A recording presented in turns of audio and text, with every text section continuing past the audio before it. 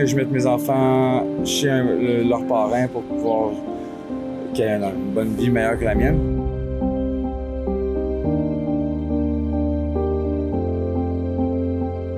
9 years of NDP Liberal government, taxes are up, costs are up, crime's up, and time's up. And Canadians are suffering. And the Liberals look around the country and they see tent cities popping up in our communities. They see millions lining up at food banks and families falling further and further into debt. Well, I think in any crisis like this, there is not one silver bullet. I think we know that there are massive, different angles and perspectives on this that we have to take. The key to decriminalization, as you pointed out, is making sure that there is a safer supply for people who are struggling with addictions. Il y en a qui n'avaient pas de problème avant et à partir de ce moment-là, ça a été la gâchette vers le gouffre qui continue de s'agrandir de plus en plus.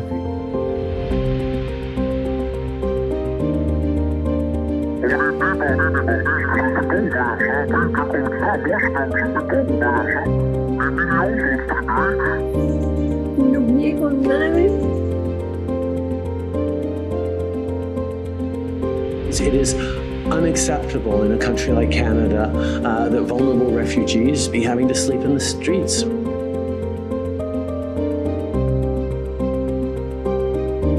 Canada, parlons-en. Exposons l'hypocrisie et l'incompétence de nos dirigeants, en particulier les politiques woke de Trudeau qui détruisent notre pays.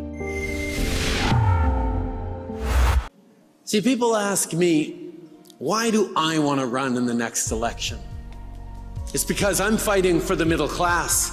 I'm fighting for reconciliation. I'm fighting for climate change. I'm fighting to build an economy that works for all Canadians. I'm running because now is not the time to stop fighting for progress. Malgré les millions, voire les milliards de dollars investis dans les programmes d'aide d'urgence et les refuges pour les sans-abri, le nombre de sans-abri continue d'augmenter au lieu de diminuer. Depuis la période sombre de la soi-disant pandémie, quand les Canadiens ont dû se confiner et se soumettre aux restrictions totalitaires de Trudeau, les conditions au Canada se sont rapidement dégradées. You deserve better. You deserve a government that's going to continue to say, get vaccinated. And you know what? If you don't want to get vaccinated, that's your choice. But don't think you can get on a plane or a train besides vaccinated people and put them at risk. Les campements de sans-abri, la toxicomanie et l'accès aux services sont maintenant normalisés par le gouvernement. Un autre problème majeur découle du chemin Roxham, qui a été pendant longtemps le passage privilégié des libéraux pour l'immigration massive. Ce passage a permis à des dizaines de milliers de migrants illégaux d'entrer au pays et de recevoir un soutien financier supérieur à celui offert à nos propres Canadiens vulnérables. Depuis la fermeture du chemin Roxham en 2023, l'immigration illégale s'est déplacée vers les aéroports de Montréal et de Toronto. Des milliers de migrants illégaux ont bénéficié d'un hébergement dans des hôtels avec repas inclus. Ils ont été traités royalement aux frais des contribuables, alors que nos sans-abri vivent sous des tentes et envahissent les parcs pour enfants. Trudeau a également facilité la consommation de drogue dure à un moment où les problèmes psychologiques explosent et où l'accès aux soins est quasi inexistant. Cela a entraîné une crise de la consommation, de la détresse et de la vulnérabilité dans nos villes. En plus, Trudeau a ouvert des centres d'injection supervisés où des seringues et des pipes à crack sont fournies, encore une fois, aux frais des contribuables. L'inflation est hors de contrôle, la crise du logement s'aggrave et le système de santé s'effondre. Pendant ce temps, les immigrants continuent d'affluer alors que les ressources sont déjà limitées et presque épuisées. Manque de ressources, manque de logement, la maladie mentale, c'est des endroits qui sont propices, ils s'installent, puis c'est des endroits qu'ils recherchent. C'est dangereux, des fois, des bonbonnes de propane, mais en même temps. Je suis curieuse, pourquoi la ville n'a pas quelque chose par rapport juste au moins au feu, au risque de feu? Oui, bien c'est ça, bien ils sont là-dessus. Faut qu'ils attendent de quoi? Oui. Oui. Trouvez-vous des excréments? Il y en a en masse, ben oui. Il y en a, c'est partout. Voyons, comment? Vous êtes bonne de tolérer, de ramasser des excréments? Il faut le faire, il faut le laver, hein, pas le choix. On lave, on nettoie. C'est comme ça, c'est notre travail. Les déchets, les excréments et seringues usagées jonchent les parcs autrefois destinés aux familles. Les mauvaises odeurs envahissent nos villes et Montréal se transforme en véritable dépotoir public. Écoutons quelques personnes qui vivent actuellement dans la rue.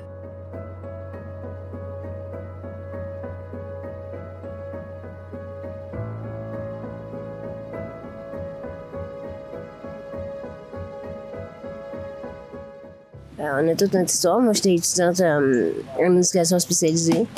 Et puis en logement supervisé, subventionné, mais mon conjoint s'est enlevé la vie. Fait que c'est un changement de plan, là. Vivre un deuil pendant le COVID, t'as pas le droit d'inviter. C'est vraiment entre les quatre murs, là. Fait que j'ai comme pété aux frettes. Puis j'ai explosé, puis j'ai perdu mon logement. Ben, j'étais dans un logement, puis il était insalubre, et il y avait des souris puis tout. Fait que je les ai amenés à la régie du logement, puis en fin de compte, le propriétaire n'a rien fait. Fait que j'ai décidé de quitter, puis j'ai resté un bout de temps dans mon véhicule. Puis ben là, mon boss m'a proposé de me planter ici avec mon Winnebago, fait que je suis venu ici. J'ai rencontré des gars, j'ai rencontré des gens autour de moi. J'ai commencé à consommer. J'avais 15 ans, ma première puff de Crystal Meth. J'ai commencé à danser à 16 ans dans un bar gay parce que c'était juste la facilité. Le Crystal Meth me donnait l'estime de moi que j'avais pas, la confiance en moi que j'avais pas parce que j'étais très jeune. Je me suis dit que c'était une bonne idée puis ça me rapportait un peu d'argent. J'ai arrêté ça après 3 ou 4 ans à cause du milieu, tout le monde autour. C'était beaucoup de consommation, c'était beaucoup de pression, prostitution, tout ce qui finit en honte, là, dans le fond. En fait, tu sais, ça a commencé à peu près 5 ans passés, 6 ans passés, presque j'ai perdu la garde de mon fils, je consommais beaucoup. Je me suis retrouvée dans l'itinérance, puis j'ai fait des refuges, j'ai été chez des amis, j'ai fait plein d'endroits, puis à un moment donné, les refuges, je trouvais que c'était comme... C'était trop strict, il faut toujours cadrer. Arrivé à certains âges, je perdais mon lit, fallait que j'attende. Moi, c'est arrivé que j'étais en détention. Je me suis ramassée chez un ami. Mon ami est pour son logement. Fait que je me suis ramassée à Montréal, tout seul. Fait que je me suis ramassée dans un refuge. Puis là, comme les appartements, puis tout, il n'y a rien, là, on n'a absolument rien. Puis il y a le prix aussi. Fait que c'est pas avec un chèque entre ce que ça joue, là. On n'a pas tout pareil. Fait que, oublie ça, là. Plein d'affaires, mais là, premièrement, c'est ici. Là, c'est par choix parce que j'ai ma chambre quand même, là, mais c'est parce que je suis pas bien où je vis, là. Il y a des punaises, des coquerelles. C'est full toxicomane. J'ai rien contre les toxicomanes, j'en suis un. Pratiquement un an. C'est pratiquement un an là, que je suis dans cette situation-là. Ça va être en août. Il a fallu que je mette mes enfants chez leurs parents pour pouvoir qu'ils aient une bonne vie meilleure que la mienne. Parce qu'on ne pouvait pas payer les loyers, on ne pouvait plus payer rien. Tu sais, moi, j'avais mon enfant à la maison avec son père, puis là, tranquillement, on a commencé à consommer, on s'est séparés. Le petit manquait jamais de rien, mais moi, je mangeais pas, tu sais. Fait que là, un moment donné, ils m'ont enlevé la garde. Puis du jour au lendemain, tu fais comme, fuck, qu'est-ce que je fais? Je m'en vais où? Tu sais? Vous avez probablement vu une augmentation de personnes sans-abri? Oui, surtout, et c'est incroyable, l'augmentation de personnes qui souffrent de maladies mentaux. Et je l'ai vu directement sur le front parce que j'étais moi-même vendeur quand le COVID a commencé. Et pour certains, c'était l'arrêt des communications avec des gens. Nous, c'était le début on a fait beaucoup d'argent. Et beaucoup de gens, presque tout le monde a retiré de la PCU. Mais j'ai travaillé, j'ai vendu là-dessus incroyable. Des gens qui achetaient, qui mettaient sur un 2000 $ par semaine ou 2 semaines, je me souviens plus comment c'était. C'était la moitié de leur chèque passait pour acheter la consommation. Il y en a qui n'avaient pas de problème avant et à partir de ce moment-là, ça a été la gâchette vers un gouffre qui continue de s'agrandir de plus en plus. Puis j'ai très peur pour la classe, pas moyenne, mais oui, en fait, parce qu'il y en aura plus bientôt. Parce que justement, il est en train d'avoir un écart riche et pauvre. Et je pense que le problème n'est même pas la drogue. Je pense que le problème, c'est le pourquoi qu'on consomme. Et chaque personne, c'est sûr que chaque personne a leur histoire, a leur bataille. Tu sais, j'ai déjà fait essayer du crack une ou deux fois avant ça. J'étais sobre, je m'occupais de Joanne, j'étais là naturel. On me payait un trip une fin de semaine, tu sais. Puis j'ai jamais décroché depuis 2021. Est-ce que tout a passé dans la consommation? Tout a passé. Oui, il y a beaucoup de consommation. Je veux dire, quand on est dans la rue, il n'y a pas grand-chose à faire à pouvoir consommer, malheureusement. Puis d'oublier qu'on est dans la rue. Au lieu d'avoir des sites d'injection là, sécuritaires, est-ce que vous aimeriez mieux que le gouvernement s'occupe à justement vous aider à sortir de la rue? Ben oui, mais les sites d'injection supervisés sont importants aussi. Oui. Oui.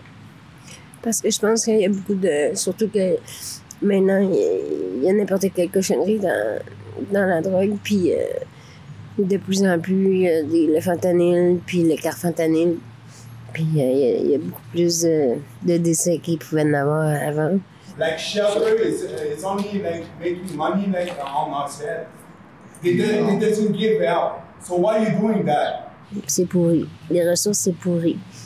Ils investissent, ils mettent beaucoup de budget dans des choses que je pourrais dire anodines, puis dans les refuges, les sans-abri, les femmes violentées, toutes ces choses-là, c'est mis à l'abandon. C'est vraiment aux oubliettes. Là. On passe après. Surtout avec le COVID est venu jouer de toute façon, c'est pas une histoire qu'on peut cacher. Là. Il est venu jouer dans la tête des gens, il est venu jouer dans les couples des gens, il est venu jouer avec l'habitation. Il y en a qui... ça l'a enrichi certaines, puis ça l'a appauvri d'autres qui peuvent plus y arriver. Puis c'est sûr que l'été, c'est le fun, il y a les chaleurs, tu peux être à l'extérieur. Mais par contre, quand vient l'automne et que c'est pas tout le monde qui... Il n'y a pas de campement officiel et tout, donc il faut toujours se battre, faut protéger sa tente, faut protéger ses biens. T'sais, on doit s'armer, nous autres. Là, on n'est pas... on est tout le temps sous pression, les policiers, les ci, les ça, la drogue, c'est tout le temps quelque chose. Là. Avez-vous vu beaucoup d'immigrants sans-abri? Non, vous me faites remarquer, là. Non, vraiment pas. Est-ce que vous avez vu beaucoup d'immigrants dans les refuges? Pas tant que ça. Et dans la rue? Pas pire, un peu. Un peu? Mais pas gros. C'est plus des Québécois? Ouais. Surtout des Mexicains, j'en connais beaucoup qui sont dans la rue, qui arrivent directement, des faux passeports, des affaires comme ça, là, que les gens ils leur promettent des choses, puis qui viennent ici, puis qui se retrouvent avec rien. J'ai des amis qui viennent des ressources amérindiennes, là. Je connais pas vraiment ça, là, mais beaucoup d'Autochtones, puis des Inuits, des gens de la communauté autochtone. Je suis pas amoureuse, fait que j'ai deux copains. J'en ai un qui est latino, puis l'autre est marocain. C'est-à-dire, entre moi, vu que pas sa résidence, ça s'était invité par mon oncle pour faire les étudiants de la drogue. Puis mon petit latino, il était, lui, il a juste 20 ans, l'autre a 26 ans. Puis mon petit latino, c'est lui qui je disais tantôt qui était éducateur à l'enfance avec des personnes autistes. Puis maintenant, il est arrivé ici. Lui aussi, il vend de la drogue, tu sais. Parce que je peux pas rien faire d'autre, évidemment, je suis capable qu'il y ait cette expérimenté. Mon latino, il est arrivé par bateau. Par bateau? Ils se sont comme cachés, là, comme littéralement, là, ils se sont cachés dans des fosses, dans des pays, dans des affaires même. Tout le monde m'a parlé de ce gars-là, comme quoi que c'est lui qui vendait ici, qui fournissait tout le monde ici, Hochelaga, Chinatown, Downtown. Ce gars-là, il a juste 26 ans, tu sais. C'est pour ça que je t'ai dit, les Arabes, ils savent où ils s'en vont, puis...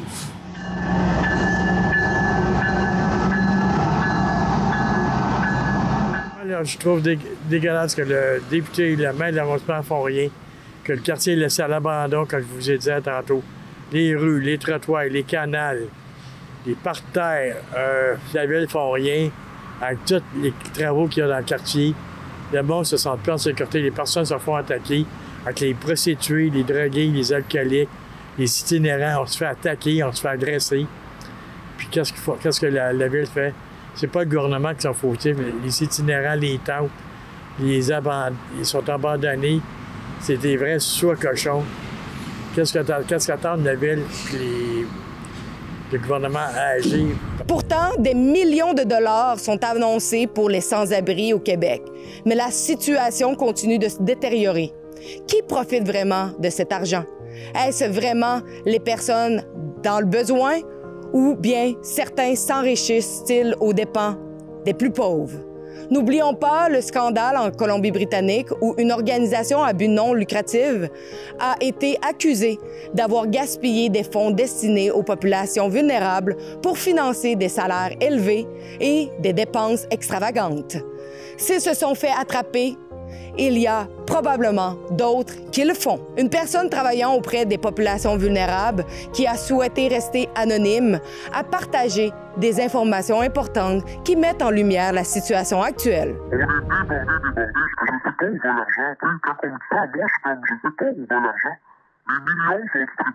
avez une augmentation, ça fait depuis combien de temps, mettons, là, que vous voyez que là, c'est... Là, c'est des mesures. Je me dirais depuis 3 ans à peu près. Depuis 3 ans, c'est... Savez-vous ce qui arrive? Ben, moi, je pense que souvent, là, ce qui arrive, on a des familles... Il y a 2 types de familles qui sont plus prédominantes que les autres. Les premières, ce sont les familles, ben, des nouveaux arrivants. On a des nouveaux arrivants, des réfugiés. Puis eux autres arrivent dans le système, débarquent ici en pensant que c'est bien simple comme avant, puis que ça va aller bien. Je viens de te raccrocher encore avec une maman, là. Elle s'est réfugiée, paye mon loyer, elle me donne 1 500, je dis, madame, vous êtes choyée d'avoir ça, là. Mais elle dit, oui, mais c'est pas assez, vous savez, puis, tu sais, on entend 3 couleurs. Comme je vous disais, là, les plus gros, là, c'est vraiment les nouveaux arrivants. C'est les honnêtes disent, on sait plus quoi faire avec. L'autre créneau, je vous dirais, c'est des Québécois d'ici, de toutes sources confondues, où les gens n'arrivent juste plus, même s'ils travaillent des fois. C'est comme une guerre qu'on voit pas, si on veut, mais une guerre économique, là. J'ai contacté plusieurs refuges pour comprendre la hausse de l'itinérance. Et ce qui m'a le plus choqué, c'est de découvrir que les refuges pour femmes appliquent des politiques woke au détriment du bien-être des femmes. Pour promouvoir l'inclusivité, ils hébergent des hommes s'identifiant comme femmes dans les mêmes chambres et salles de bain que les femmes biologiques, dont beaucoup cherchent à se protéger de la violence domestique ou d'autres formes d'abus physiques ou mentaux. On est complète. On a beaucoup d'appels, beaucoup de demandes. Il y en a qui ont fermé, puis honnêtement, d'habitude, l'été, on n'est pas si occupé que ça. Puis oui, là maintenant, on roule à pleine capacité quand même. Là. Au niveau des immigrants peut-être un petit peu plus. Pas les femmes qui fait ainsi qui appellent parce qu'on a moins de place pour femmes. Depuis la COVID, là, l'augmentation des loyers, ces choses-là, oui, on en voit une augmentation. La majorité, c'est plus des Québécois, mais généralement, on a tout le temps, dans le nombre qu'on a, on a tout le temps une personne ou deux là, qui peuvent être des immigrants. Tout ça fait que ça, c'est un des critères de pas consommer à l'intérieur. S'identifie en tant que femme, fait que peu importe que ce soit une femme qui est rendue à tel ou tel stade de transition ou pas du tout, si elle s'identifie en tant que femme, nous, on est au seuil d'inclusion. Puis, tu sais, ici, il y a vraiment de tout. Il y a des demandeuses d'asile, il y a violence conjugale, il y a toxico, ex-détenus. Tu sais, je veux dire, c'est vraiment, on essaie d'être le plus inclusif possible. Mais est-ce que vous avisez, est-ce que vous mettez les femmes biologiques avec les hommes qui s'identifient comme femmes ensemble oui, dans les médecins? S'il n'y a pas d'autre place, oui. On avise la personne, par contre, qu'il y a une personne trans. Alors, si ça ne la dérange pas, habituellement, nous, jusqu'à date, on n'a jamais eu de problème. Donc, vous avez une augmentation depuis quelques années de personnes trans. De demande de personnes trans. Le Canada, autrefois un endroit agréable à vivre, est devenu un pays où la détresse psychologique, économique et physique atteint des niveaux alarmants. Il est temps de remettre notre pays sur le droit chemin et je vous demande d'aller signer notre pétition sur fixourcities.com. Faites entendre votre voix dès maintenant. N'oubliez pas de vous rendre sur fixourcities.com. Sur ce site web, nous avons une pétition pour demander à nos dirigeants de cesser et de rétablir l'ordre dans nos villes. Nous voulons avoir des villes sécuritaires où les enfants pourront grandir et également pouvoir avoir accès aux services.